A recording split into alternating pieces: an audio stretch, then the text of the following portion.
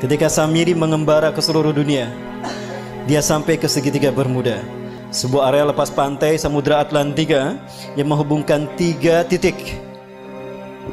Florida, ada Miami di sana, ada Puerto Rico, dan ada Bermuda. Segitiga ini adalah tempat di mana Ajazil membangun istananya dari kristal cahaya. Itulah kenapa siapapun yang lewat kena hilang. Sebetulnya tidak hilang, ada, cuma tertutup dengan kristal cahaya. Begitulah cara David Copperfield menghilangkan patung Liberty. Begitu pula cara David Blank menghilang. Dia tidak menghilang, tapi dia bersinergi, bersenyawa dengan jin, sehingga kristal cahaya menutup pandangan kita, sehingga dia tidak terlihat, nyaris tidak terlihat.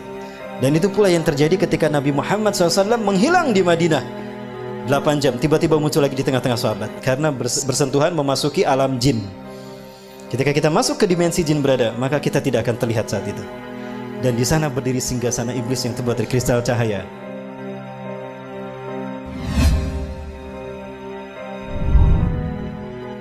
Mereka bergerak menguasai dunia dalam 3 ranah: simbol, ritual, dan arsitektur. 3 ranah ini mereka sentuh. Kata kunci kita, api dan matahari. Ya, tadi dikatakan, karena engkau telah menghukum aku tersesat, aku akan sesatkan manusia dari jalanmu yang lurus, dari Shiratal Mustaqim. Artinya akan ada sosok lain yang disembah selain engkau. Itu adalah dewa matahari, dan dia berhasil.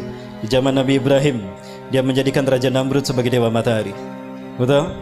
Lihat Nabi Ibrahim. Oh, ini bintang Tuhanku. Begitu menghilang, oh bukan. Oh, ini bulan besar. Ini Tuhanku. Oh, bulan, bukan. Berarti bulan bukan Tuhan. Oh, ini matahari lebih besar, tapi matahari pun tenggelam. Oh, berarti bukan Tuhan. Itu apa maksudnya? Nabi Ibrahim untuk menunjukkan kalau bulan, bintang, dan matahari bukan Tuhan. Itu hanya benda langit, tanda kekuasaan Allah. Allah lah Tuhan kita. Artinya konsep penyembahan kepada Tuhan sebagai dewa matahari sudah ada sejak zaman Nabi Ibrahim. Berhasil Ajazil. Persia, Iran, ya, kaum Zoroaster menyembah dewa matahari. Raja yang mereka sembah adalah dewa matahari, Ahura Mazda. Penyebar pemuka agama Zoroaster disebut Magi. Cara mereka mendakwahkan Zoroaster, Magi ini dengan cara sihir, magic. Ke dalam bahasa Arab menggunakan sin, jadi majusi. Maka ketika mereka merayakan hari besar mereka, mereka selalu menyalakan mercon. Maka ketika umat Islam merayakan pergantian tahun baru Masehi, saat itu mereka disesatkan 3 agama. Ingat, tahun Masehi dibuat oleh seorang biarawan Katolik, Dionysius Exiguus. Dia adalah biarawan Katolik yang ditugaskan oleh Vatikan untuk membuat penanggalan Masehi yang titik tolaknya Natal. Maka dibuatkanlah penanggalan tahun Masehi yang diberi nama kemudian arti Anno Domini. Tahun Anno Domini artinya tahun Tuhan kita. Kita Romawi. Siapa Tuhan Romawi? Yesus Kristus. Berarti tahun Anno Domini adalah tahun Yesus Kristus.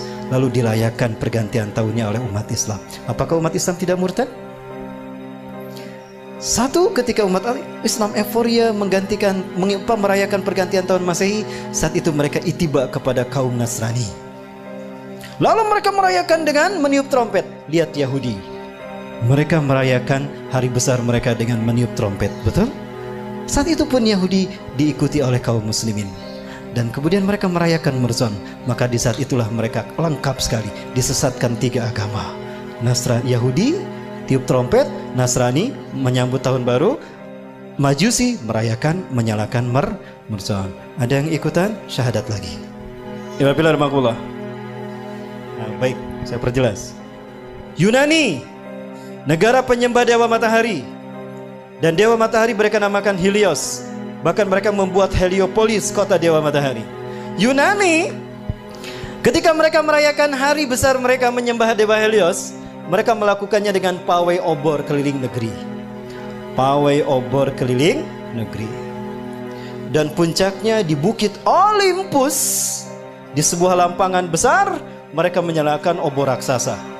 Dinyalakanlah obor besar tadi. Obor besar, selama obor besar itu menyala di Bukit Olympus, kaum paganis Yunani mereka merayakan penyembahan dewa Helios dengan melakukan berbagai macam atraksi. Ritual ini sampai hari ini dipertahankan dan itu bernama Olimpiade. Sekali lagi, Zionis Yahudi menyesatkan kita dalam 3 ranah: simbol, ritual, dan arsitektur. Sudah terwujud? tingkat dunia Olimpiade, tingkat benua ASEAN Games, tingkat nasional PON, tingkat daerah Porda. Ibapilah Makulah. Dewa di Itali, Roma, Dewa Mitra. Lihat, ini Dewa Mitra, sama dengan Liberty. Ada matahari di kepalanya. Patung Liberty pegang apa? Obor kan. Berubah tidak? Tidak. Inilah yang dikatakan iblis. Fabima akhwatani ila aqudan lahum siratal mustaqim. Karena engkau telah menghukum aku tersesat, aku akan halangi mereka dari tauhid. Artinya, akan ada sosok lain yang disembah selain engkau. Siapa? Dewa matahari. Siapa dewa matahari? Matahari adalah unsurnya api kan? Dan siapa yang Allah ciptakan dari api? Jadi siapa dewa matahari itu? Ajazil. Tapi dia tidak terlihat. Maka dia butuh sosok manusia yang menjadi kembaran dia seutuhnya. Samiri. Jadilah dia Dwi Tunggal. Siapapun yang mengangkat tangannya seperti, berarti dia komitmen kepada iblis dan Dajjal. Baik, di Amerika Latin, Amerika Selatan ada 3 suku bangsa menyembah dewa matahari. Di Meksiko menyembah Viracocha. Suku Inca menyembah dewa Inti di Brazil. Suku Maya menyembah dewa Kukulcan di Amerika Latin. Ya. Dan di Mesir ada Horus, dewa matahari. Dan Horus selalu digambarkan dengan kepala burung. Kenapa? Ketika Tuhan turun ke bumi selalu menggunakan burung. Dan burung adalah simbol singgasana tinggi. Maka siapapun yang menjadikan burung sebagai simbolnya, maka dia merdeka, akan merdeka abadi. Maka jadilah burung simbol kemerdekaan setiap. Kebetulan atau sesuatu yang sudah direncanakan? Apakah ini hanya begitu saja kebetulan?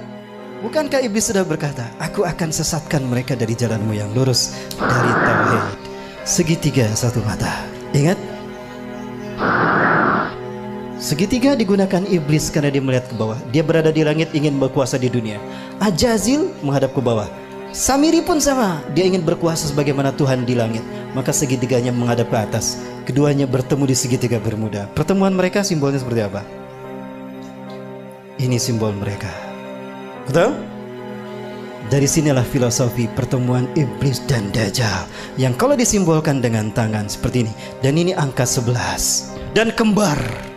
Itulah WTC 911. Menggeser nama keberadaan Tuhan. Kecelakaan, kecelakaan. Call 911, call 911. Tuhannya hilang. Musibah, musibah. Call 911. 911 yang disebut Tuhannya hilang. Keberadaan Tuhan digeser. Yang pertama disebut manusia ketika terjadi musibah kecelakaan. 911. 9 tambah 11 berapa? 11. 9 tambah 1 10. 10 tambah 1 11. Itu simbol pertemuan iblis dan Dajjal yang mengaku maha tinggi. Dan itulah WTC. Dan WTC dihancurkan di titik balik pertama di milenium ketiga. Milenium ketiga itulah yang disebut dengan Y2K. Kepada dunia, dunia latah, bahkan negara Arab termasuk Indonesia, kami siap menyambut Y2K. Betul? Di tahun 2000 tuh, we are ready to visit Y2 km. Padahal Y2K syarat berbau muatan ideologis. Y2K bagi orang Kristen adalah singkatan dari Year of the Jesus Kingdom. Dan Y2K bagi Yahudi adalah Year of the Jewish Kingdom. Artinya 1000 tahun terakhir sebelum hari kiamat, itu adalah tahun bagi berdirinya singgasana Tuhan di muka bumi. Cirinya apabila sapi berwarna merah sudah lahir. Sudah lahir belum? Berarti Tuhan yang mereka tunggu-tunggu akan tiba. Allahu Akbar. Sebentar lagi Dajjal sudah muncul. Ibapilah makulah. Disinilah iblis dan Dajjal bertemu. Dan mereka membuat kesepakatan. Inilah kesepakatan yang mereka buat. 1. Kita hancurkan Islam dan kaum muslimin. Karena hanya Islam, maka apapun caranya, Islam dan umat Islam harus dimusnahkan. Yang kedua, kita berjuang kepada manusia untuk menunjukkan kalau Tuhan telah salah pilih. Tuhan telah berbuat salah. Begitu kan? Ini filosofi siapa kalau bukan filosofi Ajazil? Ya, maka dendamnya kepada umat Islam. Sekarang mereka bersatu dendam sama umat Islam. Ketika Samiri mengembara ke seluruh dunia, dia sampai ke segitiga Bermuda, sebuah area lepas pantai Samudra Atlantika yang menghubungkan 3 titik. Florida, ada Miami di sana, ada Puerto Rico, dan ada Bermuda. Segitiga ini adalah tempat di mana Ajazil membangun istananya dari kristal cahaya. Itulah kenapa Siapapun yang lewat kena hilang. Sebetulnya tidak hilang, ada, cuma tertutup dengan kristal cahaya. Begitulah cara David Copperfield menghilangkan patung Liberty. Begitu pula cara David Blank menghilang. Dia tidak menghilang, tapi dia bersinergi, bersenyawa dengan jin, sehingga kristal cahaya menutup pandangan kita, sehingga dia tidak terlihat, nyaris tidak terlihat. Dan itu pula yang terjadi ketika Nabi Muhammad SAW menghilang di Madinah 8 jam, tiba-tiba muncul lagi di tengah-tengah sahabat, karena bersentuhan memasuki alam jin. Ketika kita masuk ke dimensi jin berada, maka kita tidak akan terlihat saat itu. Dan di sana berdiri singgasana iblis yang terbuat dari kristal cahaya. Nah, di pertemuan itu Ajajil sangat gembira ketika Samiri datang. Come here Sam, come here Sam. Samiri, Ajajil selalu memanggil seseorang dengan satu suku kata pertama. Come here Sam, come here Sam. Kemari Sam, kemari Sam. Apa kata Ajazil? Di hadapan pengikutnya Ajazil berkata, hari ini adalah hari yang aku tunggu-tunggu sejak Allah menurunkan aku dari surga ke dunia, di mana aku dipertemukan dengan saudara kembarku. Panggillah dia oleh kalian sebagai Paman Sam. Nyambung tidak? Nyambung dengan Amerika. Inilah jawaban kenapa Amerika menjadi negara superpower. Kenapa dia intervensi urusan negara orang lain.